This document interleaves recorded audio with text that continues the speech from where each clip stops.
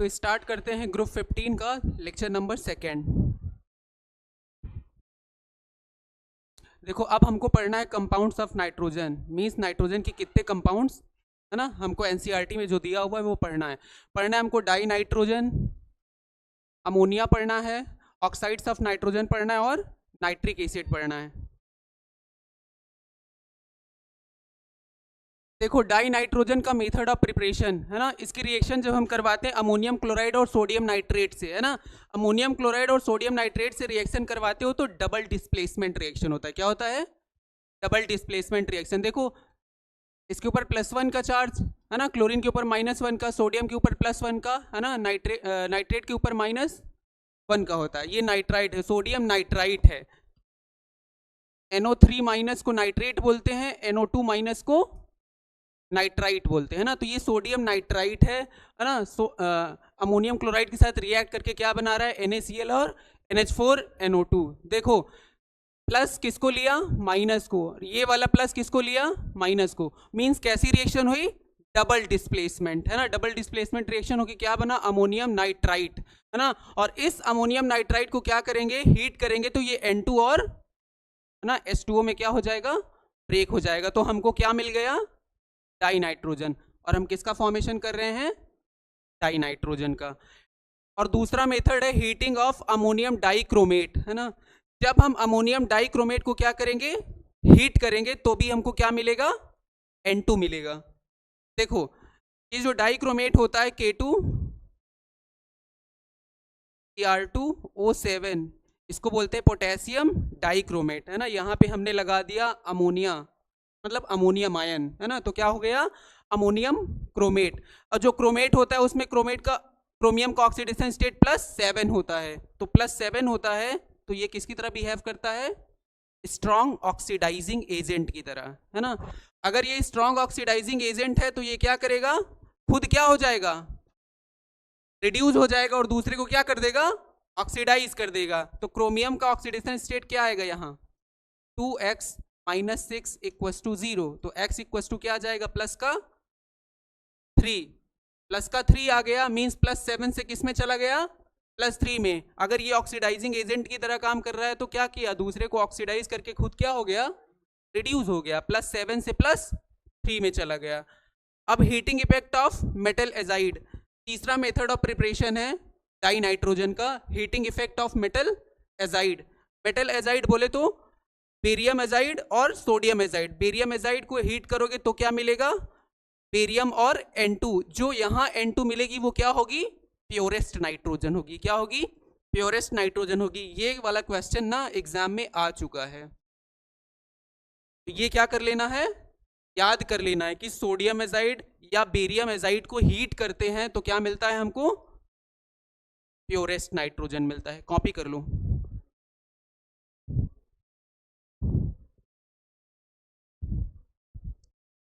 अब हम पढ़ेंगे प्रॉपर्टी ऑफ N2 है ना। मेथड ऑफ प्रिपरेशन पढ़ लिया, अब क्या पढ़ेंगे? Property of N2। कोई भी मेटल होता है, देखो मेटल है, हमने किससे रिएक्शन पढ़ा है? कार्बाइड से पढ़ा है ना, नाइट्राइड से पढ़ा है और फॉस्फाइड से पढ़ा है ना। मेटल कार्बन से रिएक्ट करके क्या बनाएगा? Metal carbide. नाइट्रोजन से रिएक्ट करके क्या बनाएगा? Metal nitride. और फॉस्फोरस से रिएक्ट करके क्या बनाएगा? मेटल फॉस्फाइड है ना। तो देखो क्या होगा, मेटल जो है ये है लिथियम और सोडियम। लिथियम N2 से रिएक्ट करके क्या बनाया? Metal nitride. और मेटल नाइट्राइड का हाइड्रोलिसिस करोगे तो क्या बनेगा? NH3 और हाइड्रोक्साइड। अब देखो जैसे हम लिए लिथियम को लिया है ना, लिथियम की रिएक्शन करवाया N2 के साथ, लिथियम को N2 के साथ रिएक्ट करवाया, क्या बना? Lithium nitride. क्या बना? Lithium nitride. और लिथियम नाइट्राइड का हाइड्रोलिसिस किया तो हमको क्या मिल गया? अमोनिया मिल गया। और क्या मिला? हाइड्रोक्साइड मिला। किसका? लिथियम का। अब देखो कैसे रिएक्शन हुई। लिथियम के ऊपर प्लस चार्ज, प्लस का 1 चार्ज होता है, नाइट्रोजन के ऊपर माइनस का 3 चार्ज। अब क्या हुआ होगा? यहाँ पे क्रॉस मल्टीप्लाई हुआ तो क्या बन गया? Li3n। उसका हाइड्रोलिसिस करवाया तो क्या बन गया? NH3 और LiOH। ऐसे ही मैग्नीशियम है ना, मैग्नीशियम के ऊपर कितना चार्ज होता है? +2 का चार्ज, +2 चार्ज है और इसके ऊपर -3 है, तो ये क्या बना, Mg2n3 बना। और इसका भी हाइड्रोलिसिस किया तो हमको क्या मिला, अमोनिया मिला। और हमने पढ़ा है कि जब हम मेटल कार्बाइड का हाइड्रोलिसिस करते हैं, है ना, तो हमको क्या मिलता है, मिल रहा था हमको मीथेन मिल रहा था, है ना, और क्या मिल रहा था, प्रोपाइन मिल रहा था, और क्या मिल रहा था, इथाइन मिल रहा था। ऐसे ही जब मेटल नाइट्राइड का हाइड्रोलिसिस करोगे तो क्या मिलेगा, अमोनिया प्लस हाइड्रोक्साइड। और मेटल फॉस्फाइड का हाइड्रोलिसिस करोगे तो क्या मिलेगा, फॉस्फीन प्लस हाइड्रोक्साइड। देखो जो N2 होता है वो अनरिएक्टिव होता है at room temperature because of high bond enthalpy. देखो N और N का बॉन्ड क्या है, नाइट्रोजन नाइट्रोजन के बीच में कितना बॉन्ड है, 3 बॉन्ड है, 1 सिग्मा 2 पाई, और इसका बॉन्ड ऑर्डर कितना आएगा, 3। अगर बॉन्ड ऑर्डर इसका 3 आएगा तो मीन्स N2 क्या है, हाईली स्टेबल है, वो अनरिएक्टिव है, वो इजिली रिएक्शन नहीं करेगा। लेकिन अगर हम उसको क्या करेंगे, बहुत ज़्यादा हीट देंगे, है ना, एलिवेटेड टेम्परेचर लेंगे, तो क्या होगा, वो रिएक्शन कर जाएगा। तो वही लिखा हुआ है, die nitrogen combines with O2 at a very high temperature.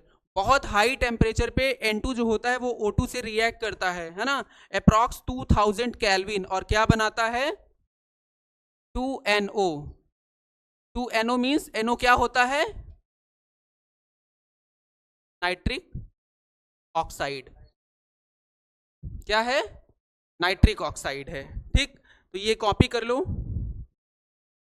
यहां तक पिछली क्लास में हो चुका था, है ना, इसके नीचे का कॉपी कर लो।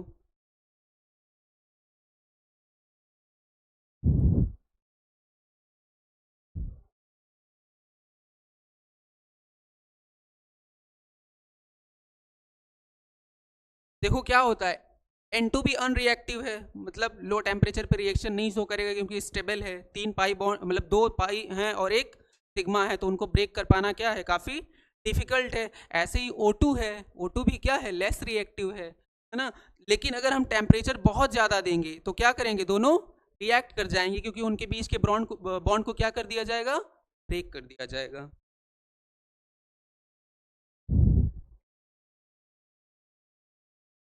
रिएक्शन विथ कैल्शियम कार्बाइड, है ना, क्या पढ़ेंगे अब, कैल्शियम कार्बाइड से reaction. Nitrogen combine with calcium carbide to form nitrolim, क्या बनाता है, नाइट्रोलिम बोलते हैं इसको।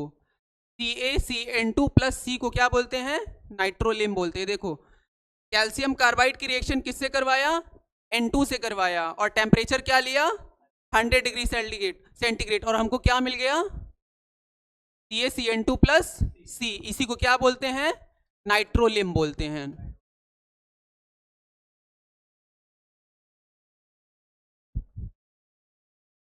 कैल्शियम साइनामाइड जो हमको, ये देखो अगर CaCN2 अकेला है, क्या है, CaCN2, तो इसको हम बोलते हैं कैल्शियम साइनामाइड। क्या बोलते हैं, कैल्शियम साइनामाइड मीन्स CaCN2 को क्या बोलते हैं, कैल्शियम साइनामाइड। अब आपको ये नहीं समझना है, देखो अगले पेज पे बताते हैं, CaCN2 लिखा हमने, क्या लिखा, कैल्शियम पे कैसा चार्ज, प्लस का 2, CN2 पे किसका चार्ज, माइनस का 1, है ना।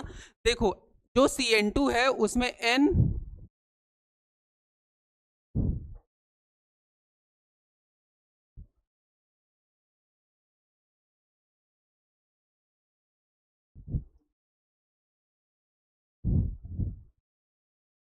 ये होता है CN2 का स्ट्रक्चर। आपको ये नहीं समझना है कि ये Cn माइनस वाला है, ये क्या है, CaCN2 है, इसीलिए हम इसको क्या बोल रहे हैं, कैल्शियम साइनामाइड। देखो अगर हम कैल्शियम साइनामाइड जो है उसको हॉट वाटर से रिएक्ट करवाएंगे तो क्या बनेगा, कैल्शियम हाइड्रोक्साइड, और क्या मिलेगा हमको, यूरिया मिलेगा। और अगर CaCN2 जो है हमारा कैल्शियम साइनामाइड, उसको स्टीम मतलब बहुत हॉट वाटर, है ना, स्टीम मतलब फौहारा होता है ना, मींस ज़्यादा हीट प्रोवाइड करेंगे तो क्या हो जाएगा, वो CaCO3 और NH3 और H2O में ब्रेक हो जाएगा। मींस जो तुम्हारा यूरिया है कैल्शियम साइनामाइड को हॉट वाटर के साथ रिएक्ट करवाया तो हमको क्या मिला, CaOH का होल ट्वाइस और यूरिया। यूरिया का फॉर्मूला क्या होता है, NH2CONH2, यही होता है ना, NH2CONH2 होता है। जब आप कैल्शियम साइनामाइड का रिएक्शन करवाओगे स्टीम के साथ करवाओगे तो क्या बनेगा, CaCO3, मीन्स जो तुम्हारा यूरिया था वो किस में ब्रेक हो गया है, NH3 और वाटर में ब्रेक हो गया है। और जो CaCN2 होता है वो आइसो स्ट्रक्चरल होता है, किसके, CO2 के। अब आइसो स्ट्रक्चरल और आइसो इलेक्ट्रॉनिक कैसे होता है तो बताते हैं।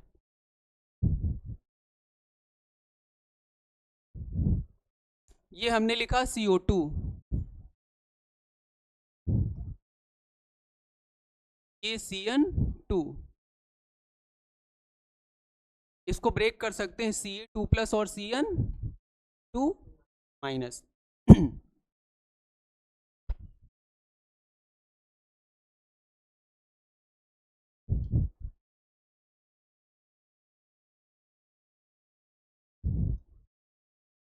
देखो CO2 का हाइब्रिडाइजेशन क्या आएगा, sp आएगा, है ना, मीन्स ये क्या है, लीनियर है। अब यहाँ पे ये CN2 में जो CN2- है ना, इसका हाइब्रिडाइजेशन क्या आएगा, हाइब्रिडाइजेशन sp2 ही आएगा, मीन्स ये भी लीनियर और लीनियर है। तो ये क्या हो गया, आइसो स्ट्रक्चरल हो गया। देखो कार्बन कितने बॉन्ड बना सकता है, मैक्सिमम 4 बना सकता है, 4 बनाया है, 2 सिग्मा 2 पाई, यहाँ पे भी क्या है, 2 सिग्मा 2 पाई है, मींस sp हाइब्रिडाइजेशन और लीनियर है। अब आप इलेक्ट्रॉन काउंट कर लो, है ना, आइसो इलेक्ट्रॉनिक है और क्या है, आइसो स्ट्रक्चरल है। CO2 और CN2- का क्या करो, इलेक्ट्रॉन काउंट करो, देखो कितना आएगा। और क्या है, liquid dinitrogen is used as a refrigerant to preserve biological material and in cryosurgery.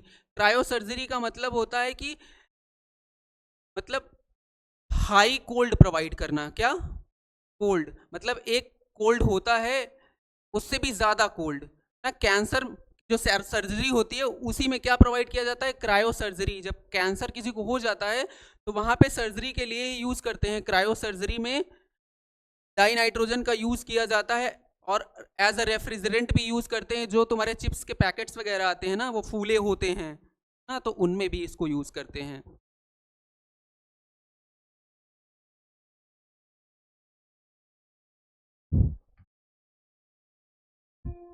Copy कर रहे हो ये,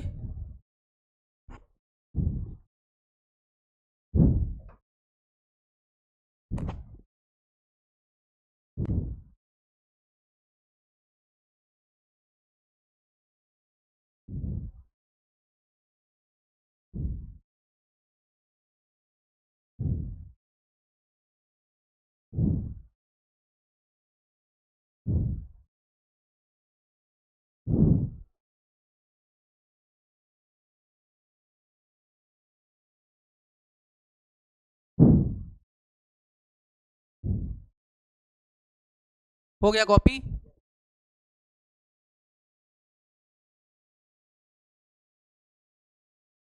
डाई नाइट्रोजन खत्म हो गया। अब हम किसका मेथड ऑफ प्रिपरेशन पढ़ेंगे, अमोनिया का। अमोनिया का मेथड ऑफ प्रिपरेशन हमने क्या लिया, यूरिया, NH2CO NH2 को किसके साथ रिएक्ट करवाया, वाटर के साथ। तो वाटर के साथ रिएक्ट करवाने पे क्या बना, अमोनियम कार्बोनेट बना। क्या बना, अमोनियम कार्बोनेट बना। जो अमोनियम कार्बोनेट होता है वो ब्रेक हो जाता है किसमें, NH3 और CO2 और H2O में। और एल्कली के साथ जब रिएक्ट करवाते हो अमोनियम क्लोराइड को किसके साथ रिएक्ट करवाते हैं, जब एल्कली के साथ। एल्कली बोले तो कैल्शियम हाइड्रोक्साइड। कैल्शियम हाइड्रोक्साइड के साथ जब ये रिएक्शन करेगा तो क्या बनाएगा, CaCl2 NH4OH। जो NH4OH तुम्हारा बनता है ना, उसको हम क्या बोलते हैं, एक्वस अमोनिया। अगर हम इसको हीट कर देंगे तो इससे क्या निकल जाएगा, वाटर। और वाटर के साथ निकलने के बाद इसमें क्या बचेगा, NH3। तो कभी लिख के आ जाए क्या, NH4OH, तो NH4OH को क्या बोलते हैं, एक्वस अमोनिया, है ना, मीन्स अगर हम उससे वाटर निकाल देंगे तो क्या बन जाएगा, NH3 प्लस वाटर।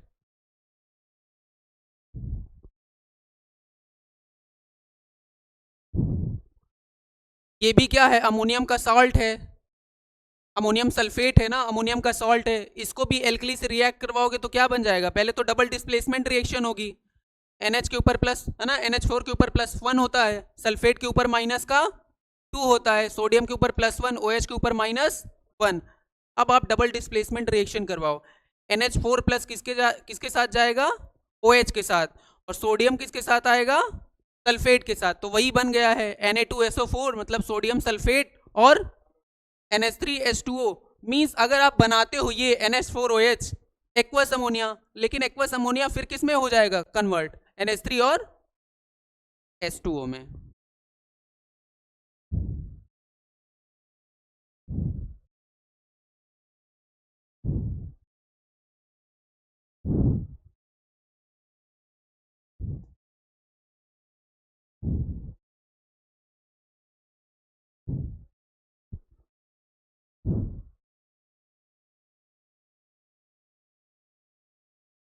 हो गया कॉपी।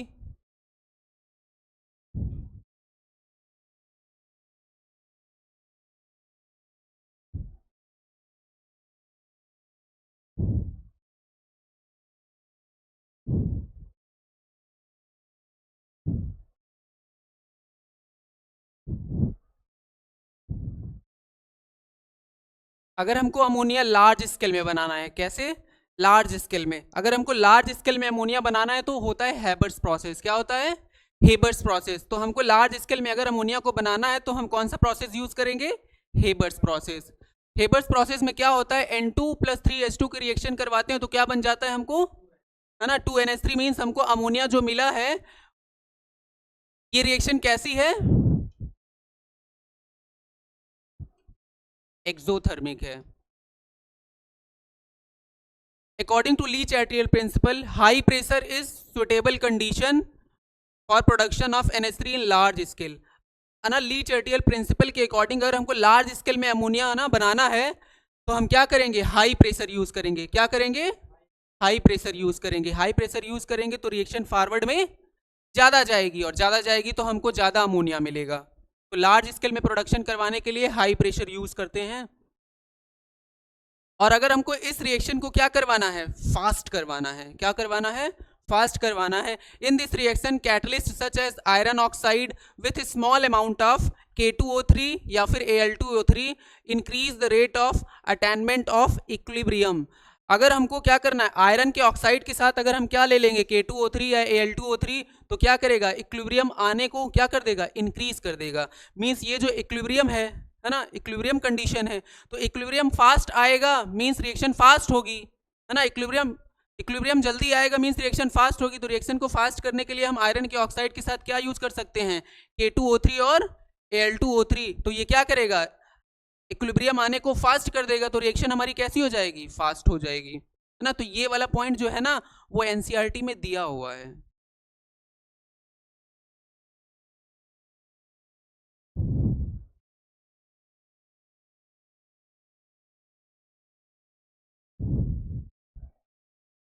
कर रहे हो कॉपी,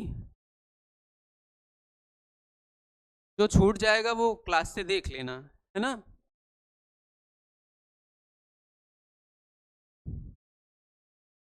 हो गया, नेक्स्ट करूं।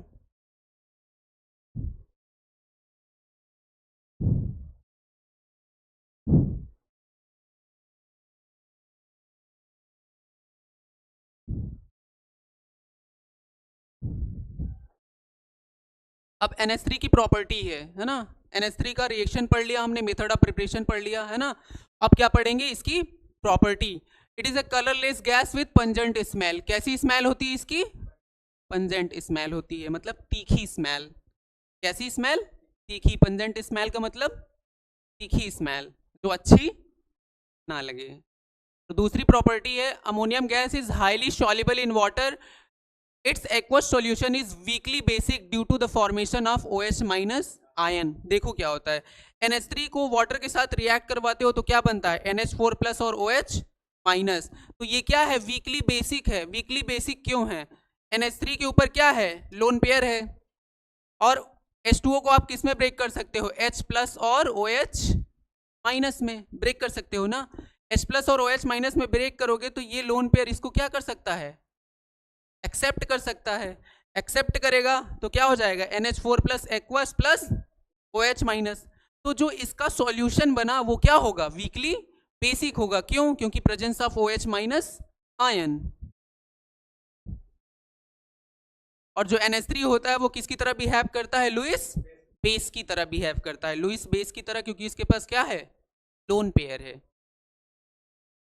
तो ये रिएक्शन आप कोऑर्डिनेशन कंपाउंड्स में पढ़ते हो। कहाँ पढ़ते हैं, कोऑर्डिनेशन कंपाउंड्स में। कोऑर्डिनेशन कंपाउंड्स में क्या, जब कॉपर +2 ऑक्सीडेशन स्टेट में होता है तो उसका कोऑर्डिनेशन नंबर कितना होता है, 4 होता है। वो हम पता कर मतलब याद कर लेते हैं कि अगर आपको कंपाउंड बनाना है +2 कॉपर का, तो कॉपर के सराउंडिंग में कितने लिगेंड्स लगाने होंगे, 4 लगाने होंगे। तो इसके पास लोन पेयर है, देखो यहाँ क्या बन गया, CuNH3 का होल 4 +2 माइनस, यहाँ पे सल्फेट आयन लिख सकते हो SO4 2 माइनस। यहाँ पे कॉपर का ऑक्सीडेशन स्टेट क्या आएगा, बताओ, +2 आएगा, क्योंकि अमोनिया कैसा लीगेंड है, एक न्यूट्रल लीगेंड है, उसके ऊपर कोई चार्ज नहीं होता है। तो कॉपर ब्लू कलर का है, किस कलर का है, एक्वस फॉर्म में कॉपर किस कलर का है, ब्लू कलर का। यहाँ पे किस कलर का हो जा रहा है, after reaction deep blue colour का हो जा रहा है। तो NH3 behave as a Lewis base जब हम उसकी रिएक्शन किससे करवाते हैं, कॉपर एक्वस के साथ। कॉपी कर रहे हो ये,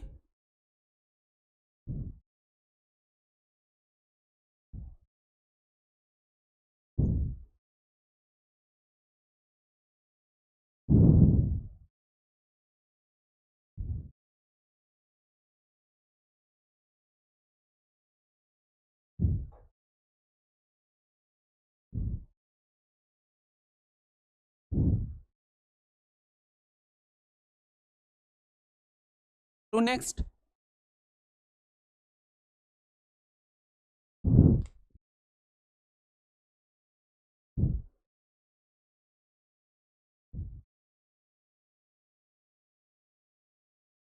वही है, Ag के ऊपर +1 का चार्ज, Cl के ऊपर -1 का चार्ज। Ag +1 में होता है तो उसका कोऑर्डिनेशन नंबर कितना आएगा, 2। इसीलिए वो कितने अमोनिया के साथ कंबाइन किया है, 2 अमोनिया के साथ, है ना। इसीलिए क्या है, AgNH3 का होल ट्वाइस बना है। ये कलरलेस है और ये किस कलर का है, मतलब ये व्हाइट PPT है। AgCl का कैसा PPT है, व्हाइट PPT। आफ्टर रिएक्शन ये किस में कन्वर्ट हो जा रहा है, कलरलेस। रिएक्शन विथ Cl2, जो अमोनिया है उसकी रिएक्शन हम किससे करवा रहे हैं, Cl2 से। With access ammonia, with excess amount of Cl2 and limited amount of NH3। अगर हम क्या कर रहे हैं, NH3 एक्सेस ले रहे हैं, क्या ले रहे हैं, और Cl2 क्या ले रहे हैं, लिमिटेड ले रहे हैं, तो हमको क्या बन जा रहा है, NCl3 और HCl। मींस अगर आप NH3 क्या ले रहे हो एक्सेस में, तब क्या बन रहा है, नाइट्रोजन ट्राइक्लोराइड और HCl। लेकिन यहाँ पे अगर आप यहाँ पे Cl2 को क्या ले रहे हो एक्सेस में, और इसको क्या ले रहे हो एज अ लिमिटिंग रिएजेंट, तब क्या बन जा रहा है, NH4Cl और N2। क्या उल्टा हो गया, with excess amount of Cl2। हाँ, यहाँ पे एक्सेस NH3 है ना, ये कट कर लेना, है ना, यहाँ पे प्रिंट थोड़ा गलत हो गया है। With excess amount of NH3 और Cl2 क्या है, लिमिटेड है। यहाँ पे क्या है, एक्सेस अमाउंट ऑफ, यहाँ पे Cl2 एक्सेस है और NH3 क्या है, लिमिटिंग रिएजेंट है। ठीक, प्रिंटिंग मिस्टेक हो गया है।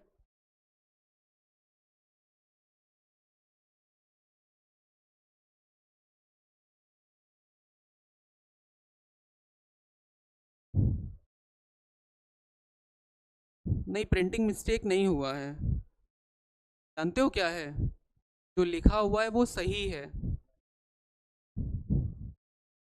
आप एक्सेस Cl2 ले रहे हो, क्या ले रहे हो,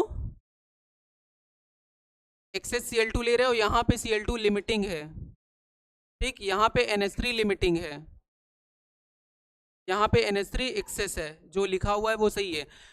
Cl2 एक्सेस में होगा तो क्या बनेगा, NCl3 और HCl, और जब NH3 एक्सेस में होगा तो क्या बनेगा, NH4Cl और N2।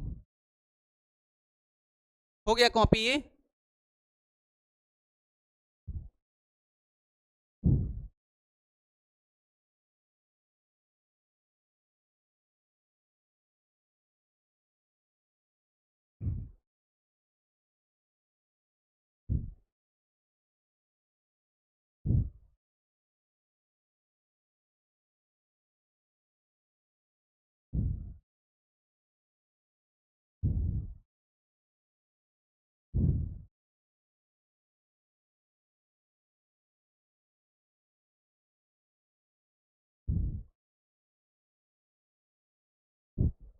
हम क्या पढ़ चुके हैं, डाई नाइट्रोजन मीन्स N2 भी पढ़ लिए हैं, और क्या पढ़ लिए हैं, NH3, उनका मेथड ऑफ प्रिपरेशन, प्रॉपर्टी, है ना, सब कुछ क्या कर चुके हैं, पढ़ चुके हैं। अब क्या पढ़ेंगे, ऑक्साइड्स ऑफ नाइट्रोजन, नाइट्रोजन के कुछ ऑक्साइड्स हमको पढ़ना है। क्या पढ़ना है, N2O पढ़ना है, NO2 पढ़ना है, N2O3 विजिबल है या नहीं, अगले पेज पे लिखूं, दिख रहा है ये NO2 है, N2O4 है और N2O5 है। ये N2O जो है वो +1 ऑक्सीडेशन स्टेट, यहाँ पे +2, यहाँ पे +3, यहाँ +4, और यहाँ भी क्या है, +4 ऑक्सीडेशन स्टेट है, क्योंकि ये इसका डाइमरिक फॉर्म है। NO2 का क्या है, डाइमरिक फॉर्म है, और यहाँ पे N2O5 में +5 ऑक्सीडेशन स्टेट है।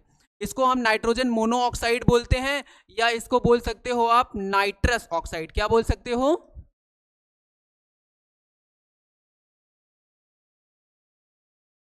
अस क्यों बोल रहे हो, क्योंकि N2O में नाइट्रोजन का ऑक्सीडेशन स्टेट क्या आ रहा है, +1, +1 है मींस अस एसिड है। क्या है, अगर +2 होगा तो क्या होगा, इक एसिड होगा। इसीलिए जो नाइट्रोजन मोनोऑक्साइड है NO, ये नाइट्रोजन डाई नाइट्रोजन मोनोऑक्साइड और नाइट्रोजन मोनोऑक्साइड है। जो NO है उसमें नाइट्रोजन का ऑक्सीडेशन स्टेट क्या आएगा, प्लस का, NO में नाइट्रोजन का ऑक्सीडेशन स्टेट क्या आएगा, देखो यहाँ +1 है, यहाँ क्या आएगा, +2 आएगा, मींस ये हायर ऑक्सीडेशन स्टेट वाला है, तो इसको हम इक बोल सकते हैं। क्या बोल सकते हैं, इक। ये नाइट्रस ऑक्साइड था तो ये क्या होगा, नाइट्रिक ऑक्साइड इसको बोल सकते हो, तो यहां लिख लेना।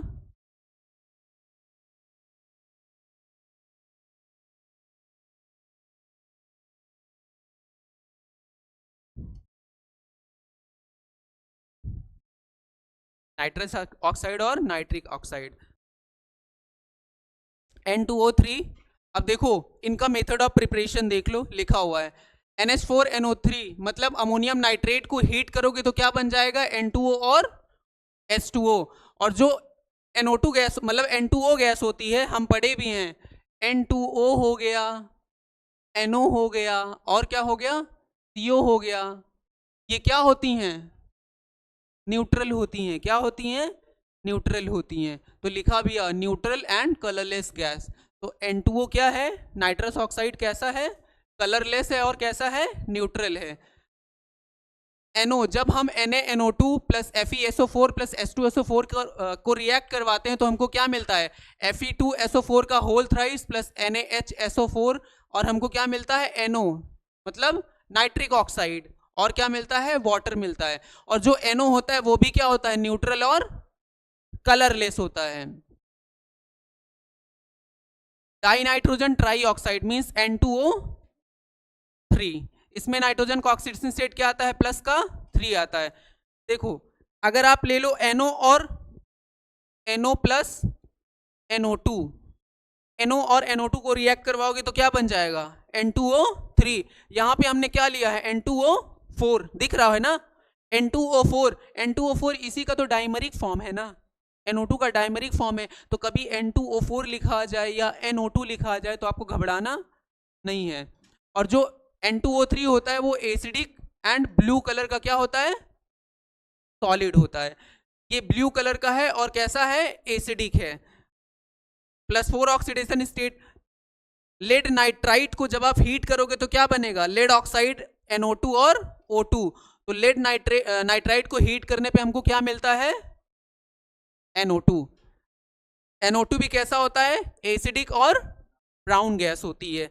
डाई नाइट्रोजन टेट्रा ऑक्साइड, ये इसी का क्या है, डाइमेरिक फॉर्म है।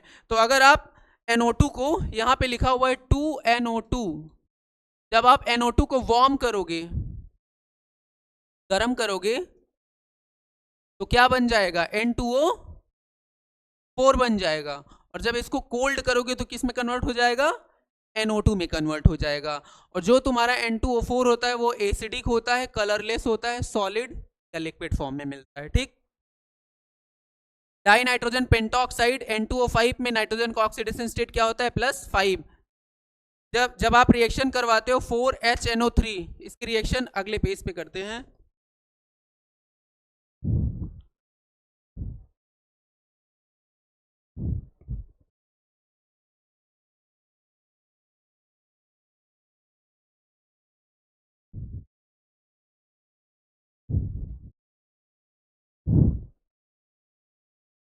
तो हमको क्या मिलता है, N2O5। P2O5 क्या है, डिहाइड्रेटिंग एजेंट है। क्या है, डिहाइड्रेटिंग एजेंट है, क्योंकि P2O5 ना फास्फोरस का ऑक्साइड है, पेंटॉक्साइड, और कैसा है, एसिडिक है या बेसिक है या न्यूट्रल है, क्या है, फास्फोरस मेटल है या नॉन मेटल है, मेटल है कि नॉन मेटल है, नॉन मेटल है। और नॉन मेटल के ऑक्साइड्स कैसे होते हैं, एसिडिक होते हैं। तो ये एसिड है, क्या है, और एसिड का डिहाइड्रेशन करवाने के लिए हम क्या यूज करते हैं, एसिड ही यूज करते हैं ना, डिहाइड्रेशन में पढ़ा है हमने। तो ये क्या है, HNO3 क्या है, एक एसिड है। तो एसिड को डिहाइड्रेट करवाने के लिए हम क्या यूज कर रहे हैं, एसिड ही यूज कर रहे हैं। तो HNO3, अगर HNO3 में से वाटर निकाल दोगे तो क्या बचेगा, देखो HNO3 में से वाटर, ये H और एक क्या चला जाएगा, ऑक्सीजन, तो क्या बचेगा, N2O5। तो N2O5 को बनाने का तरीका क्या है, HNO3 को क्या करो, P2O5 के साथ रिएक्ट करवा दो। यही लिखा हुआ है यहाँ पे, HNO3 + P4O10 लो, चाहे P2O5 लो। ये भी क्या है, P2O5 एसिडिक है, कलरलेस है और सॉलिड है। ये क्लास देख के कॉपी कर लेना ना, काफी लेंदी है ये, ठीक है, टाइम लगेगा काफी। Structure of nitrogen oxides, nitrogen के जो ऑक्साइड्स हैं उनका क्या बनाना है हमको, स्ट्रक्चर बनाना है। हमने पढ़ा N2O nitrous oxide, NO2 nitric oxide, N2O3 NO2 या फिर N2O4।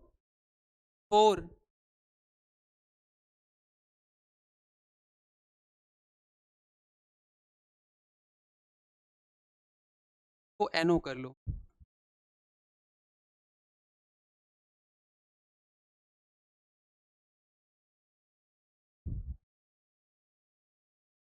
अब हमको 1 बाई 1 इनका क्या बनाना है, स्ट्रक्चर बनाना है।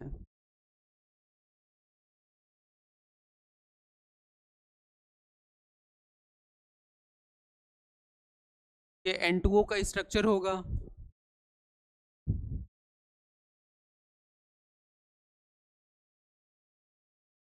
किसका स्ट्रक्चर हो जाएगा, NO का।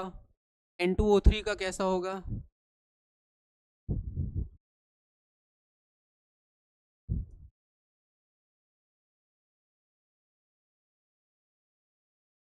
किसका स्ट्रक्चर हो जाएगा, N2O3 का। NO2 का स्ट्रक्चर बनाओगे आप,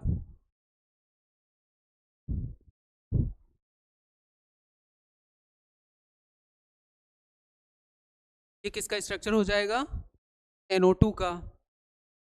N2O4 का बनाना है तो क्या करेंगे,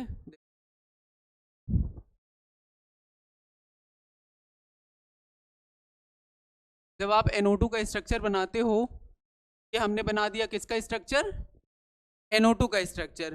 नाइट्रोजन के वैलेंस शेल में कितने इलेक्ट्रॉन होते हैं, कितने होते हैं, 5 होते हैं ना।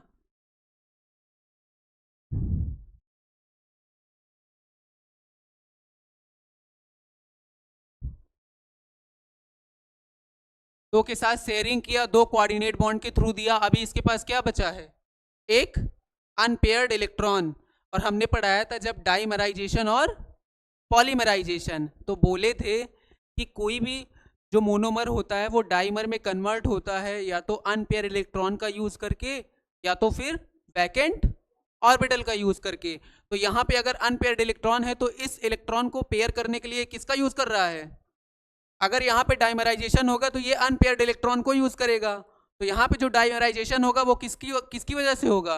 अनपेयर्ड इलेक्ट्रॉन की पेयरिंग की वजह से। तो आप जब N2O4 का स्ट्रक्चर बनाओगे तो यही बनेगा, इसका और इसका, है ना। अनपेयर्ड इलेक्ट्रॉन क्या कर जाएंगे? बॉन्ड बना ले जाएंगे, मींस डाइमराइज हो जाएंगे। और क्या बचा हुआ है? N2O5।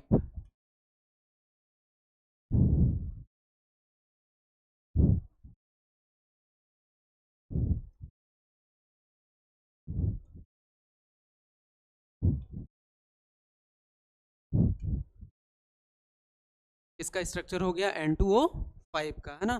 तो हमने सारा स्ट्रक्चर बना के आपको एक्सप्लेन कर दिया। N2O nitrous oxide, NO2 nitric oxide, nitrogen trioxide, nitrogen dioxide, dinitrogen pentoxide. बना लो स्ट्रक्चर।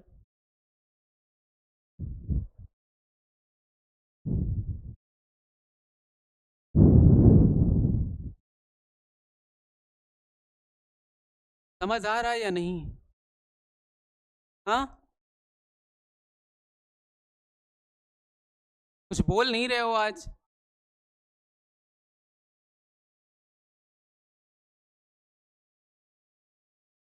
ये भी कॉपी हो गया, कर लो।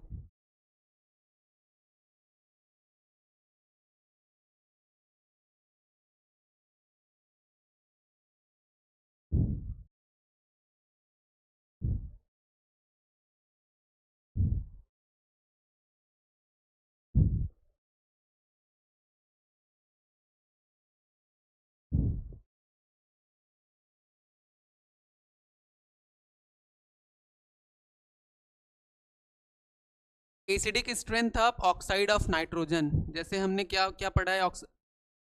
N2O पढ़ा, NO पढ़ा, N2O3 पढ़ा, NO2 पढ़ा, और क्या पढ़ा? N2O5।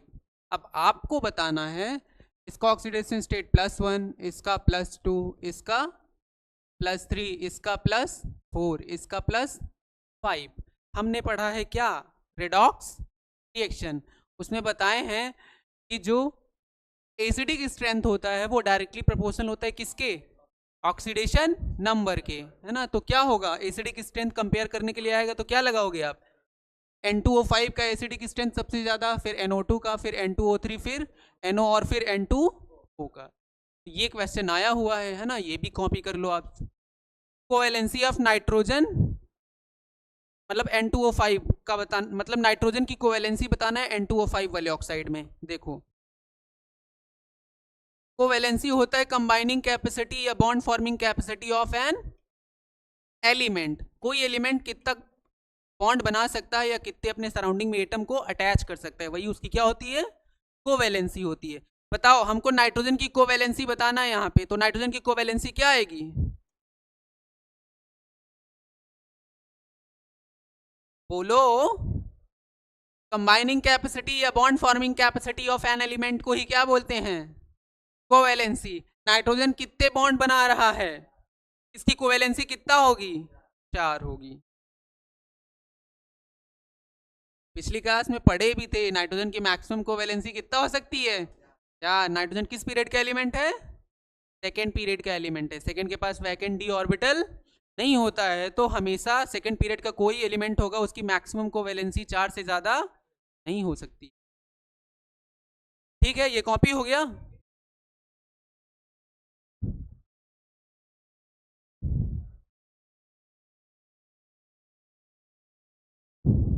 हो गया कॉपी। कोई बताएगा क्यों NO2 डाइमराइज करता है? क्यों डाइमराइज करता है? अभी बताए हैं, पीछे पीछे पिछले वाली स्लाइड में बोले हैं। NO2 डाइमराइज क्यों करता है?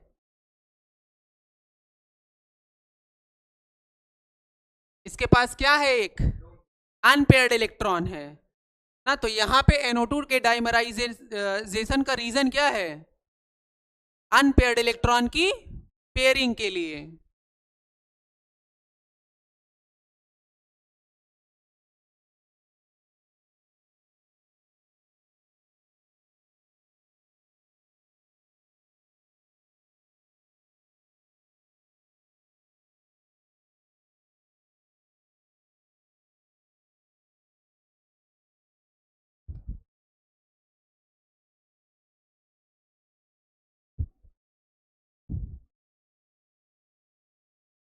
तो NO2 डाइमराइज क्यों कर रहा है, अनपेयर्ड इलेक्ट्रॉन की पेयरिंग के लिए।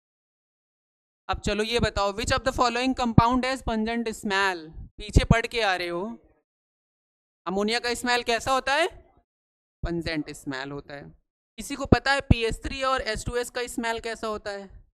जब आप मेथड ऑफ प्रिपरेशन पढ़ोगे फॉस्फीन का और हाइड्रोजन सल्फाइड का, तब इनकी भी स्मेल पढ़ेंगे, इनकी प्रॉपर्टी में। तो अभी से याद कर लो, इसकी स्मेल कैसी होती है,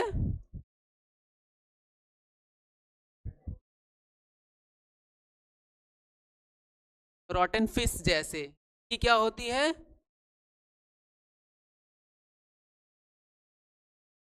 रॉटन एग जैसी स्मेल होती है। ठीक, कॉपी कर लो ये, मतलब सड़ जाती है, PS3 नहीं निकलता है, वैसा PS3 महकता है जैसे सड़ी हुई मछली महकती है। नहीं, ऐसा कैसे हो जाएगा।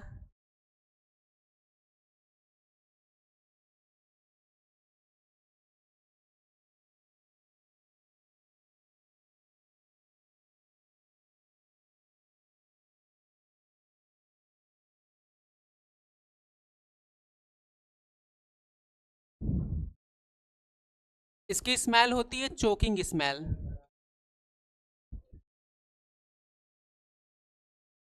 आपके सिलेबस में नहीं है पर पता होना चाहिए, SO2 की स्मेल कैसी होती है, चोकिंग, जैसे कोई गला घोट रहा हो, है ना। चोकिंग का मतलब क्या होता है, हाँ, इसकी स्मेल जहाँ भी होगी ऐसा लगेगा कि हमको घुटन हो रही है वहां से। तो ठीक है, सभी की स्मेल पता हो गई, ये हमने पढ़ लिया, ये तो याद कर लो। NH3 की स्मेल कैसी होती है, पंजेंट स्मेल होती है। अब क्या पढ़ेंगे, nitric acid, HNO3। Method of preparation of क्या पढ़ेंगे, nitric acid. In laboratory method, nitric acid is prepared by heating of KNO2 or NaNO3 and concentrated H2SO4 in glass retort। ये क्या है, ये क्या है, ग्लास, एक किया गया ग्लास रिटॉर्ट। तो आपको पता होना चाहिए ना, लैब वैब में कभी जाओ तो देख के पता होना चाहिए ये क्या है, ग्लास रिटॉर्ट है। और इसका यूज करते हैं क्या प्रिपेयर करने में, लेबोरेटरी मेथड से क्या बनाने में, नाइट्रिक एसिड बनाने में, जिंद वाला नहीं है।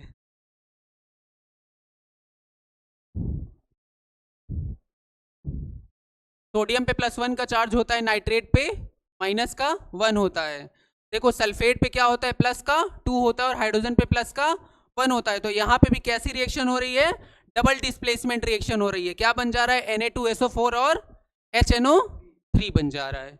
मतलब HNO3 नहीं बोले तो, हाँ, HNO3 बन जा रहा है। ठीक, तो एक तरह की ये भी क्या है, एक डबल डिस्प्लेसमेंट रिएक्शन है। ये क्या है, sodium by sulphate, by use कर रहे हैं क्योंकि बीच में क्या आया, हाइड्रोजन। तो कॉपी कर लो, लैब मेथड से नाइट्रिक एसिड को कैसे प्रिपेयर करेंगे, ग्लास रेटॉर्ड मेथड से। चाहे आप NaNO3 लो, चाहे आप क्या ले लो, KNO3 ले लो। तो किसके साथ, कॉन्सेंट्रेटेड H2SO4 के साथ हम क्या करेंगे, ग्लास रेटॉर्ड लेंगे, उसके अंदर क्या लेंगे, NaNO3 प्लस H2SO4, और फिर हमको क्या मिल जाएगा, नाइट्रिक एसिड।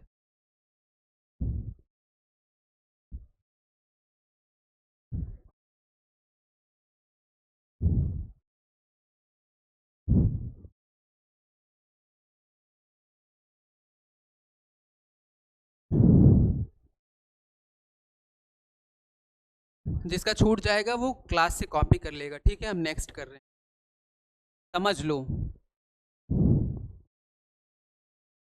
अगर हमको लार्ज स्केल में नाइट्रिक एसिड प्रिपेयर करना है तो लार्ज स्केल में नाइट्रिक एसिड प्रिपेयर करने के मेथड को क्या बोलते हैं? Ostwald process. क्या बोलते हैं? Ostwald process. मींस अगर हमको लार्ज स्केल में नाइट्रिक एसिड बनाना है तो हम ओस्टवाल्ड प्रोसेस का यूज करेंगे। और ओस्टवाल्ड प्रोसेस एक क्या है? मल्टी स्टेप, है ना, रिएक्शन है। उसमें क्या होता है, ये हमने पढ़ा था हेबर्स प्रोसेस से क्या बनाना? अमोनिया बनाना। हेबर्स प्रोसेस से क्या बनाना? अमोनिया। अब जो हमारा अमोनिया बना है हम उसको किसके साथ रिएक्ट करवा रहे हैं? O2 के साथ। किसके साथ? O2 के साथ। O2 क्या है? एक सस्ता और क्या टिकाऊ ऑक्सीडाइजिंग एजेंट। क्या है? सस्ता टिकाऊ ऑक्सीडाइजिंग एजेंट। हमको बहुत पावरफुल वाला ऑक्सीडाइजिंग एजेंट नहीं चाहिए, जो हमको इजीली मिल जाए। ऑक्सीजन नेचर में है, हम वहां से ऑक्सीजन ले लेंगे, है ना। तो सस्ता टिकाऊ O2 लिया हमने, क्या? ऑक्सीडाइजिंग एजेंट की तरह। और 4NH3 को रिएक्ट करवाया, हमको क्या बन गया? NO + 6H2O। NO में N का ऑक्सीडेशन स्टेट +2 है, मीन्स ये क्या है? नाइट्रिक एसिड नहीं है, ऑक्साइड है, नाइट्रोजन का ऑक्साइड है। अब जो हमको नाइट्रिक ऑक्साइड मिला है हम फिर उसको क्या करेंगे? ऑक्सीडाइज करवाएंगे, क्योंकि हमको कहाँ जाना है? +5 ऑक्सीडेशन स्टेट तक। HNO3 में नाइट्रोजन का ऑक्सीडेशन स्टेट क्या होता है? प्लस। ये नाइट्रिक एसिड है HNO3 ना, तो HNO3 में नाइट्रोजन का ऑक्सीडेशन स्टेट कितना है? +5। तो हमको +5 ऑक्सीडेशन स्टेट तक जाना है, तो हम धीरे धीरे क्या करेंगे? जो हमको नाइट्रिक ऑक्साइड मिला फिर उसको क्या करेंगे? ऑक्सीडाइज करेंगे। अब क्या बन जाएगा? NO2। अब NO2 में नाइट्रोजन का ऑक्सीडेशन स्टेट +4 आ गया। अब क्या करेंगे? NO2 को हाइड्रोलाइज करवाएंगे। क्या करवाएंगे? हाइड्रोलाइज करवाएंगे। और हमने बताया है कि नाइट्रोजन के जो कंपाउंड्स होते हैं, अगर वो अपने इंटरमीडिएट ऑक्सीडेशन स्टेट में है, किस में? इंटरमीडिएट ऑक्सीडेशन स्टेट बोले तो +1 से लेके +4 तक। अगर वो +1 से लेके +4 तक हैं, अगर हम एसिडिक मीडियम लेते हैं तो क्या हो जाता है? वो बोलो, डिस्प्रपोर्शनेट हो जाता है। क्या हो जाता है? डिस्प्रपोर्शनेशन रिएक्शन करवाता है। अगर नाइट्रोजन अपने इंटरमीडिएट ऑक्सीडेशन स्टेट में हो और कैसा मीडियम ले? एसिडिक मीडियम, तो ये डिस्प्रपोर्शनेट हो गया। +4 से किस में गया? +5 में गया। और +4 से किस में गया? +2 में गया। एक ही का ऑक्सीडेशन, एक ही का क्या हो रहा है? रिडक्शन हो रहा है। मीन्स ये एक तरह की डिस्प्रपोर्शनेशन रिएक्शन है।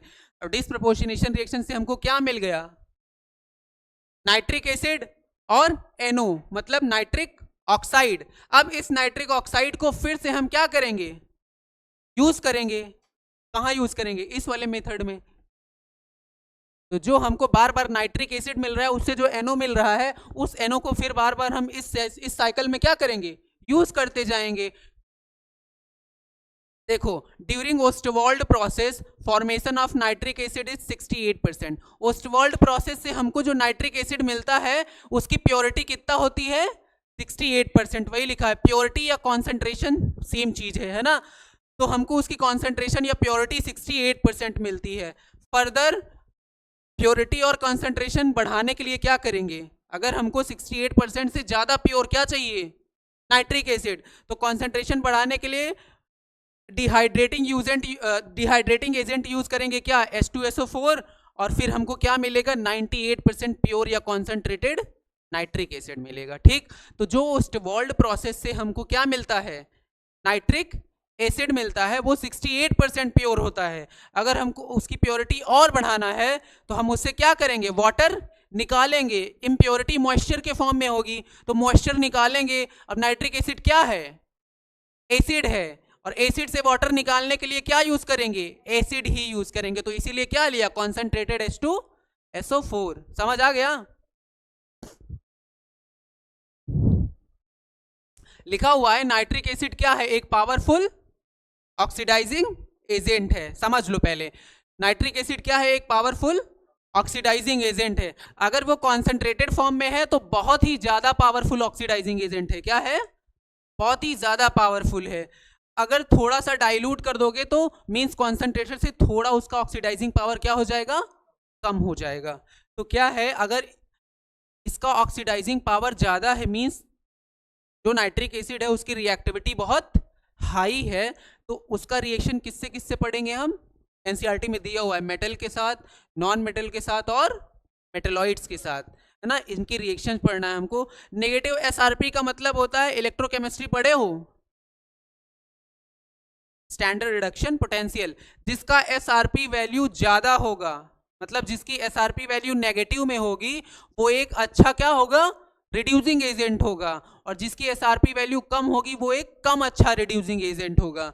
तो नेगेटिव एसआरपी पॉजिटिव एसआरपी आप ना समझो, पहले ये समझो, जब आप क्या करोगे, इधर अगली स्लाइड में ये लिखा हुआ है, जो मेटल होता है, मेटल को अगर आप कॉन्सेंट्रेटेड HNO3 के साथ रिएक्ट करवाओगे, किसके साथ, कॉन्सेंट्रेटेड HNO3 के साथ, इधर लिखा हुआ है ये देखो, type of metal concentrated HNO3 और डाइल्यूटेड HNO3। अगर आप कोई सा भी मेटल लो और कॉन्सेंट्रेटेड HNO3 के साथ रिएक्ट करवाओगे तो क्या मिलेगा, मेटल नाइट्रेट और NO2 गैस रिलीज होगी, ठीक। चाहे मेटल, चाहे नॉन मेटल, चाहे मेटलॉइड, किसी को भी HNO3 के साथ, कॉन्सेंट्रेटेड HNO3 के साथ रिएक्ट करवाओगे तो क्या मिलेगा आपको, मेटल नाइट्रेट प्लस NO2 मिलेगा। लेकिन अगर पॉजिटिव एसआरपी मेटल जैसे लेड हो गया, है ना, पॉजिटिव एसआरपी मेटल में जैसे कॉपर आ जाएगा, नेगेटिव एसआरपी किसकी होती है, जिंक की होती है, किसकी होती है, जिंक की होती है। पॉजिटिव एसआरपी को अगर आप कॉन्सेंट्रेटेड के साथ ले रहे हो, कॉन्सेंट्रेटेड के साथ ले रहे हो तो सेम बिहेवियर होगा, metal nitrate plus NO2 gas release होगी। लेकिन क्या होगा, अगर आप डाइल्यूट कंडीशन ले रहे हो तो जो मेटल नॉन मेटल और मेटलॉइड्स होते हैं वो डाइल्यूटेड HNO3 के साथ तो रिएक्शन नहीं शो करते हैं, केवल कॉपर जिंक यही क्या करेंगे, रिएक्शन शो करेंगे, है ना। अगली स्लाइड में ज्यादा अच्छे से समझ आएगा। देखो लिखा हुआ है मेटल, कॉपर हो या जिंक हो, ठीक, कोई सा भी मेटल हो, अगर उसको कॉन्सेंट्रेटेड HNO3 के साथ रिएक्ट करवाओगे क्या मिलेगा, नाइट्रिक एसिड, बोले तो MnO3 का होल ट्वाइस, ये डिपेंड इस पे, अगर इसका +2 ऑक्सीडेशन स्टेट है तो क्या बनेगा, MnO3 का होल ट्वाइस बनेगा, मेटल नाइट्रेट बनेगा। देखो, और कौन सी गैस रिलीज होगी, NO2 गैस रिलीज होगी। यहां पे लिखा हुआ है non metal, metalloids and tin, SN का मतलब टिन, विजिबल है, दिख रहा है। देखो नॉन मेटल या मेटलॉइड्स को अगर कॉन्सेंट्रेटेड HNO3 के साथ ट्रीट करते हो तो एक एसिड बनता है, क्या बनता है, एक एसिड, जैसे सल्फ्यूरिक, कार्बोनिक, है ना, ऐसे।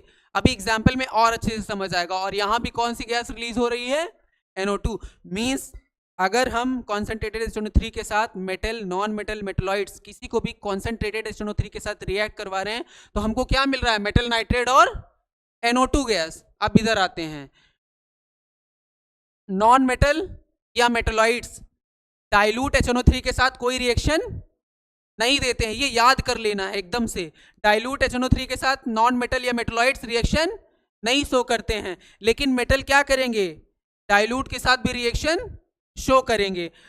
मेटल विथ नेगेटिव एसआरपी, ऐसे मेटल जिनका नेगेटिव एसआरपी होगा, नेगेटिव एसआरपी बोले तो मीन्स इलेक्ट्रोकेमिकल सीरीज में थोड़ा ऊपर होंगे, है ना, तो वो क्या करेंगे, मेटल नाइट्रेट, मेटल नाइट्रेट तो सब में बनेगा, किसमें, सब में बन रहा है। देखो चाहे कॉन्सेंट्रेटेड लिए हो चाहे डाइल्यूट लिए हो, हर जगह मेटल नाइट्रेट बन रहा है। जो बाई प्रोडक्ट निकल रहा है ना गैस, वही पूछता है किस में, एग्जाम में, कि जब आप इसको हीट करोगे तो कौन सी गैस रिलीज होगी। देखो आगे अभी अगली स्लाइड में क्वेश्चन करोगे तो और अच्छे से समझ आएगा। Metal nitrate plus N2O gas release होगी जब क्या लेंगे हम, नेगेटिव एसआरपी वाले मेटल जैसे जिंक। और क्या है, metal nitrate with positive SRP, positive SRP बोले तो कॉपर की पॉजिटिव एसआरपी होती है। अगर कॉपर की पॉजिटिव एसआरपी है तो वो डाइल्यूट HNO3 के साथ क्या बनाएगा, मेटल नाइट्रेट तो बनेगा ही, और गैस कौन सी रिलीज होगी, NO, नाइट्रिक ऑक्साइड। देखो क्वेश्चन है, समझ दिख रहा है ना साफ, ये हमने क्या लिया, जिंक, जिंक को कॉन्सेंट्रेटेड HNO3 के साथ ट्रीट किया, क्या क्या बना, zinc nitrate plus NO2 gas. Metal nitrate हो, नॉन मेटल का नाइट्रेट मतलब क्या हो, मेटल हो, नॉन मेटल हो या मेटलॉइड हो, उसका कॉन्सेंट्रेटेड HNO3 के साथ रिएक्ट करवाओगे तो हमेशा क्या बनेगा, मेटल नाइट्रेट प्लस NO2। तो देखो इधर हमने कॉपर यूज किया, कॉपर भी कॉन्सेंट्रेटेड HNO3 के साथ क्या बनाया, copper nitrate plus NO2 gas. यहाँ पे कार्बन क्या है, मेटल है या नॉन मेटल है? नॉन मेटल है। नॉन मेटल का रिएक्शन जब आप कॉन्सेंट्रेटेड HNO3 के साथ बनाते हो तो क्या बनता है, पढ़े हो ना अभी? इक एसिड। क्या बनता है? इक एसिड। देखो यहाँ पे क्या बना, H2CO3 को क्या बोलते हैं, कार्बोनिक एसिड। इक एसिड बना और गैस कौन सी रिलीज हुई, NO2। तो मेटल का नाइट्रेट हो, मतलब मेटल हो, नॉन मेटल हो या मेटोलाइड हो, अगर कॉन्सेंट्रेटेड के साथ है तो बाइल प्रोडक्ट क्या निकलेगा, NO2 गैस। अब देखो बोरॉन भी क्या है, एक नॉन मेटल है। नॉन मेटल का रिएक्शन कॉन्सेंट्रेटेड HNO3 के साथ किया तो क्या बना, इक एसिड, बोरिक एसिड, और क्या रिलीज हुई, NO2 गैस। ऐसे ही फॉस्फोरस क्या है, एक नॉन मेटल है, कॉन्सेंट्रेटेड HNO3 के साथ रिएक्ट करके क्या बनाया, इक एसिड, फॉस्फोरिक एसिड, और क्या रिलीज हुई, NO2 गैस। ऐसे ही इधर आओ, अब जिंक की रिएक्शन किससे करवा रहे हैं, डाइल्यूट HNO3 के साथ, तो मेटल नाइट्रेट तो बनेगा ही। देखो जिंक नाइट्रेट बन रहा है, लेकिन बाई प्रोडक्ट क्या बन रहा है यहाँ पे, N2O बन रहा है। N2O जो बन रहा है बोले तो नाइट्रस ऑक्साइड। N2O क्या है, नाइट्रस ऑक्साइड।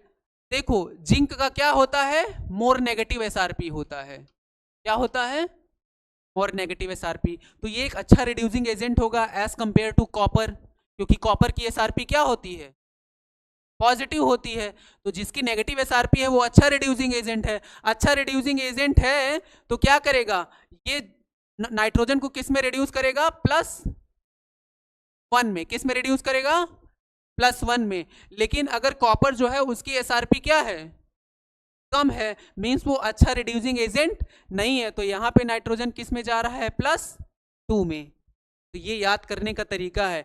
डाइल्यूट कॉपर के, मतलब कॉपर को डाइल्यूट HNO3 के साथ रिएक्ट करवाया तो क्या बना, copper nitrate plus NO gas release हुई। मींस आपको जो गैस रिलीज हो रही है इन्हीं को याद रखना है।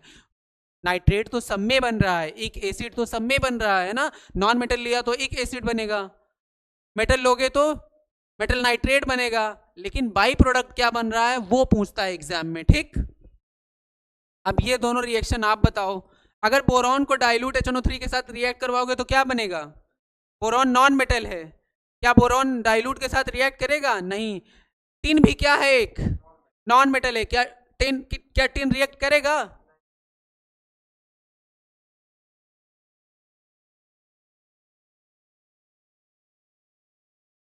टिन क्या है, मेटलॉइड है। क्या है, मेटलॉइड है, मेटल नहीं है। अब नाइट्रिक एसिड की प्रॉपर्टी पढ़ लेते हैं। नाइट्रिक एसिड की प्रॉपर्टी है, nitric acid is colourless liquid but concentrated HNO3 appears yellow due to dissolve NO2। देखो लिखा हुआ है कि नाइट्रिक एसिड क्या होता है, कलरलेस लिक्विड होता है, लेकिन अगर वो कॉन्सेंट्रेटेड फॉर्म में है तो येलोइश कलर का होता है, क्योंकि कॉन्सेंट्रेटेड फॉर्म में उसके अंदर किसकी इंप्योरिटी आ जाती है, NO2। NO2 क्या है, एक कलर्ड गैस है ना। कॉन्सेंट्रेटेड HNO3 किसकी तरह बिहेव करता है, एक स्ट्रॉन्ग ऑक्सीडाइजिंग एजेंट की तरह। Attack most of the metal except noble metal such as platinum और गोल्ड। ये एक स्ट्रॉन्ग ऑक्सीडाइजिंग एजेंट है क्या, HNO3, वो सबको क्या कर दे रहा है, ऑक्सीडाइज कर दे रहा है। पर किसको किसको नहीं करेगा, प्लैटिनम और गोल्ड को, क्योंकि ये Hg के साथ रिएक्ट करके क्या बनाते हैं, एक्वा रेजिया। और ये जो तुम्हारा इलेक्ट्रोकेमिकल सीरीज होती है उसमें बहुत नीचे होते हैं, तो इनकी रिएक्टिविटी बहुत ही क्या होती है, कम होती है, इसीलिए ये HNO3 के साथ रिएक्शन नहीं करते हैं। और ये बेरियम, एल्युमिनियम, आयरन, कोबाल्ट, निकल है ना, chromium do not react with concentrated HNO3। ये कॉन्सेंट्रेटेड HNO3 के साथ रिएक्ट नहीं करते हैं, क्योंकि ये क्या बना लेते हैं, प्रोटेक्टिव लेयरिंग बना लेते हैं, किसकी, ऑक्साइड्स की, ठीक। फॉस्फोरस का कंपाउंड फॉस्फीन, बस यही कंपाउंड पढ़ना है। हमने क्या किया, नाइट्रोजन के सारे कंपाउंड्स पढ़ लिए हैं। पहला डाई नाइट्रोजन पढ़ा, दूसरा अमोनिया पढ़ा, तीसरा कंपाउंड्स ऑफ नाइट्रोजन के ऑक्साइड्स पढ़ा, तीसरा नाइट्रिक एसिड पढ़ा। अब क्या पढ़ेंगे, कंपाउंड्स ऑफ फॉस्फोरस। फॉस्फोरस का एक ही कंपाउंड पढ़ना है, क्या हमको पढ़ना है, PH3।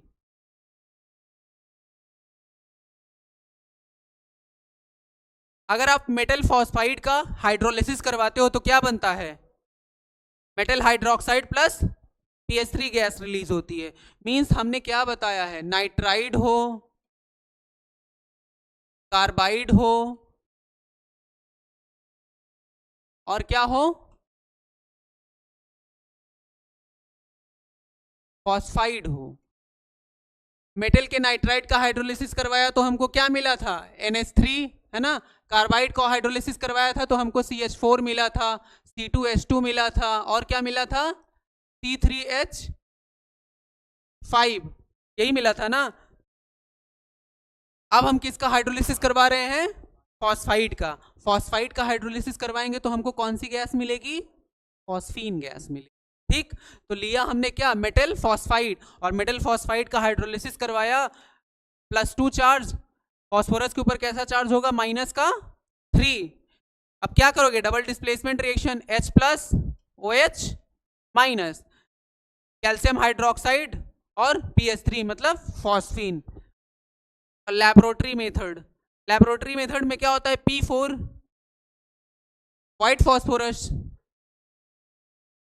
यहां P4 में फॉस्फोरस का ऑक्सीडेशन स्टेट क्या है, 0 है, और हमने क्या लिया है, मीडियम बेसिक। और हम क्या पढ़े हैं कि phosphorus with intermediate oxidation state, पहली क्लास में फॉस्फोरस अगर अपने इंटरमीडिएट ऑक्सीडेशन स्टेट में है तो वो एसिड और बेस दोनों मीडियम में कैसी रिएक्शन करता है, डिसप्रपोर्शनेशन रिएक्शन शो करता है। तो देखो यहां 0 से किस में गया, -3 में, इधर 0 से किस में गया, बताओ यहां फॉस्फोरस का ऑक्सीडेशन स्टेट क्या आएगा, क्या आएगा, +1 आएगा, करना बैठ के घर पे, ठीक, +1 आएगा। देखो एक ही कंपाउंड का ऑक्सीडेशन हो रहा है और एक ही का क्या हो रहा है, रिडक्शन हो रहा है। हमने बोला था पहली क्लास में, स्लाइड में भी लिखा था कि फॉस्फोरस का कोई कंपाउंड हो, मीडियम अगर एसिडिक है या बेसिक है, और अगर फॉस्फोरस इंटरमीडिएट ऑक्सीडेशन स्टेट में है तो वो कैसी रिएक्शन करेगा, डिसप्रपोर्शनेशन। तो देखो यहाँ फॉस्फोरस डिसप्रपोर्शनेट ही तो हुआ है, अपने लोएस्ट ऑक्सीडेशन स्टेट और लोएस्ट से जो यहाँ पे है उससे एक हायर ऑक्सीडेशन स्टेट, मींस कैसी रिएक्शन हुई, डिसप्रपोर्शनेशन। देखो प्योर NH3 क्या होता है, नॉन इन्फ्लेमेबल होता है, क्या होता है, नॉन इन्फ्लेमेबल होता है। फॉस्फीन खत्म कर लेंगे, क्लास खत्म हो जाएगी। देखो प्योर NH3 क्या होता है, प्योर NH3 क्या होता है, नॉन इन्फ्लेमेबल होता है, चल रहा है। प्योर NH3 क्या होता है, नॉन इन्फ्लेमेबल होता है। देखो फॉस्फोरस और हाइड्रोजन का बॉन्ड क्या होता है, काफी स्ट्रांग होता है, क्या होता है, स्ट्रांग होता है, तो वो जल्दी से रिएक्ट किसी से नहीं करते, इसीलिए क्या लिखा हुआ है, नॉन इन्फ्लेमेबल। नॉन इन्फ्लेमेबल का मतलब क्या है, किसी से रिएक्ट नहीं करेंगे, मींस ऑक्सीजन के कांटेक्ट में ले जाओगे तो क्या नहीं, सो मतलब रिएक्शन नहीं करेंगे। During lab method preparation of PS3 has some impurity, जब आप लैब मेथड से क्या बनाते हो, PS3 फॉस्फीन जब लैब मेथड से बनाते हो तो उसके अंदर किसकी इम्प्योरिटी आ जाती है, P2H4 और P4 की। It is highly reactive as compare to PS3। क्या होता है कि जब आप लैब मेथड से PS3 बनाए हो तो उसके अंदर कुछ इम्प्योरिटी होगी, किसकी, P2H4 और P4 की। अगर इनकी इम्प्योरिटी होगी तो ये कैसे, P4 हाईली रिएक्टिव है, जैसे ही एयर के कांटेक्ट में ले जाओगे क्या होगा, रिएक्ट करके P2O5 बना देगा, मींस इसका कंबशन हो जाएगा। और कोई चीज जलती है तो क्या निकलता है, आग निकलती है, और क्या निकलता है, फॉग निकलता है ना। इसीलिए क्या होगा, जो लैब मेथड से PS3 बनाओगे वो क्या होगा, प्योर नहीं होगा, इम्प्योर होगा।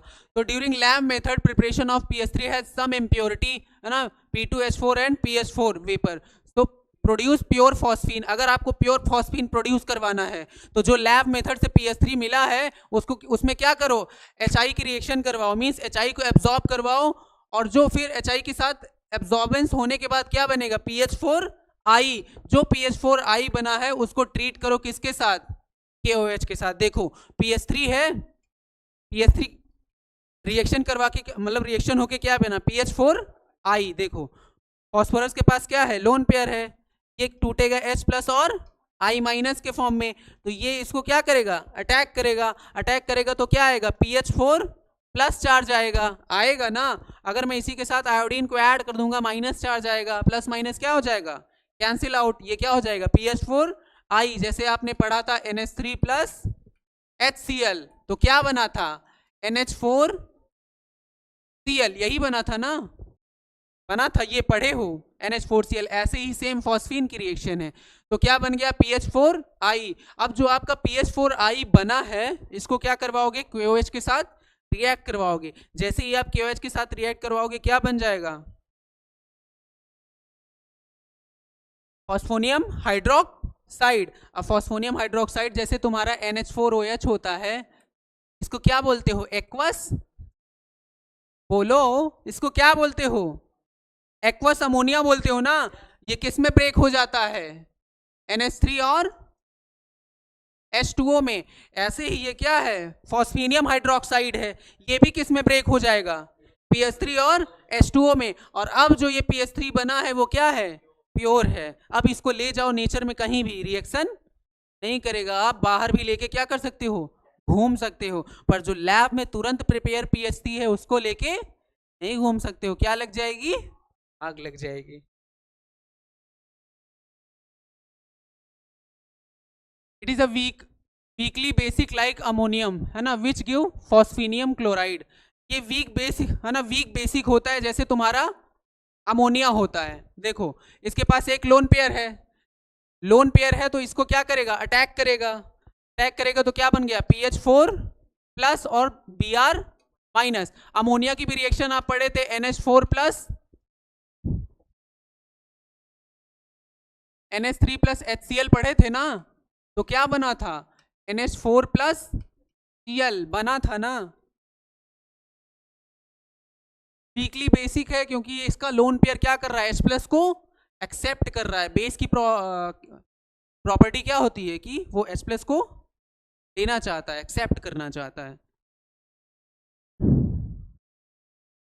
When absorbed in copper sulfate और mercury chloride corresponding phosphide obtained होता है। देखो कॉपर सल्फेट को फॉस्फीन के साथ रिएक्ट करवाते हो तो क्या बनता है Cu3P, और जब Hg को रिएक्ट करवाते हो क्या बनता है Hg3P, इनके PPT बनते हैं। ठीक, ये फॉस्फीन का यूज क्या है ना, खत्म होने वाला है फॉस्फीन। फॉस्फीन का यूज क्या है, इसको किसके लिए यूज करते हैं, हॉर्म्स सिग्नल के लिए। किसके लिए, हॉर्म्स सिग्नल के लिए। हॉर्म्स सिग्नल क्या होता है, जब आप लैब में क्या बनाते हो, फॉस्फीन बनाते हो, तो वो फॉस्फीन क्या होती है, प्योर होती है या इम्प्योर होती है। जो लैब में आप फॉस्फीन बनाते हो वो प्योर होती है या इम्प्योर होती है, इम्प्योर होती है। इम्प्योर फॉस्फीन के अंदर P4 H2P4 और P4 की क्या होती है, इम्प्योरिटी होती है। और P2H4 हो गया और P4 होगा, अगर इसको वाटर मतलब ऑक्सीजन के कांटेक्ट में लाते हो तो क्या हो जाते हैं, ये बर्न होते हैं, कंबशन होता है इनका, और ढेर सारा फॉग प्रोड्यूस होता है। तो क्या होता है, जो Ca3P2 और कैल्शियम मतलब कैल्शियम फॉस्फाइड और कैल्शियम कार्बाइड, देखो कैल्शियम फॉस्फाइड का हाइड्रोलिसिस करवाते हो तो क्या बनता है, ये नीचे लिखा भी है रिएक्शन, कैल्शियम फॉस्फाइड। जस्ट पीछे मेथड ऑफ प्रिपरेशन में पढ़े हो ना, लैब मेथड से ये बनाया तुमने, क्या बना तुम्हारा फॉस्फीन। अब ये फॉस्फीन जो बना है वो प्योर है या इम्प्योर है, इम्प्योर है, क्योंकि इसके अंदर किसकी इम्प्योरिटी है, P2H4 और P4 की। अगर P2H4 या P4 की इम्प्योरिटी है तो क्या होगा, अगर आप इसको एयर के कांटेक्ट में ले जाओगे तो ये जो P4 है वो क्या हो जाएगा, बर्न होगा। क्या होगा, इसका कंबशन होगा और किस में कन्वर्ट हो जाएगा, P4O5 या फिर P4O10 में, इसमें कन्वर्ट हो जाएगा। जब ये कन्वर्ट होगा तो क्या निकलेगा, फॉग निकलेगा, धुआं निकलेगा। तो वही है, जब क्या होता है कि जहाँ पे कम्युनिकेशन नहीं होता है, जैसे नेवी में जो लोग होते हैं बड़ी बड़ी जहाज़ों में रहते हैं, है ना, वहाँ पे फ़ोन का सिग्नल तो होता नहीं है ना। हाँ, एयरसो में भी यूज़ करते हैं, नीचे लिखा भी हुआ है, वॉर में यूज़ करते हैं। तो क्या करते हैं, जहाँ पे सिग्नल्स नहीं मिल रहा होता है, जो बड़ी बड़ी जहाज़ों में कंटेनर रखे हुए होते हैं ना, वो ECPS है ना, फॉस्फीन के होते हैं। इनको क्या किया जाता है, जब कुछ जहाज़ में कोई दिक्कत होती है तो कंटेनर को होल करके पानी में गिरा देते हैं, तो PH3 वाटर के साथ रिएक्ट करके फॉस्फीन बनाया। अब उस फॉस्फीन के अंदर इम्प्योरिटी होगी किसकी, P4 और P2H4 की, और वो इम्प्योरिटी ऑक्सीजन के कांटेक्ट में आएगी, और ऑक्सीजन के कांटेक्ट में आएगी तो क्या होगी, बर्न होगी, तो क्या निकलेगा, फॉग। तो दूर से जो कोई देखेगा तो समझेगा कि वहां पे कुछ प्रॉब्लम हो रही है, तो वही सिग्नल के लिए उसी को क्या बोलते हो, हॉर्न्स सिग्नल, इसी को बोलते हैं, ठीक। और ये जो लिखा हुआ है यूज इन वॉरफेयर, मतलब कहीं पे वॉर हो गया है, गोली वोली चल रहा है, रुक ही नहीं रहा है, तो वहां पे भी क्या करेंगे, इसको ले जाके उड़ाएंगे, उड़ाएंगे तो वाटर के साथ क्या करेगा, रिएक्ट करेगा, और रिएक्ट करेगा तो क्या बना लेगा, फॉग बना लेगा पूरा, मतलब एक प्रोटेक्टिव लेयरिंग बनाएगा स्मोक की प्रोटेक्टिव लेयरिंग हो जाएगी तो किसी को कुछ दिखेगा नहीं, तो सब भागेंगे ना, ठीक। ये चित्र लिखा हुआ है ना, इसीलिए मैंने लगा दिया स्टिकर की आपको ज़्यादा अच्छे से समझ आए। बस अब यहीं तक आज के लिए, ठीक, यहीं से एंड करते हैं, अगली क्लास में आगे का स्टार्ट करेंगे।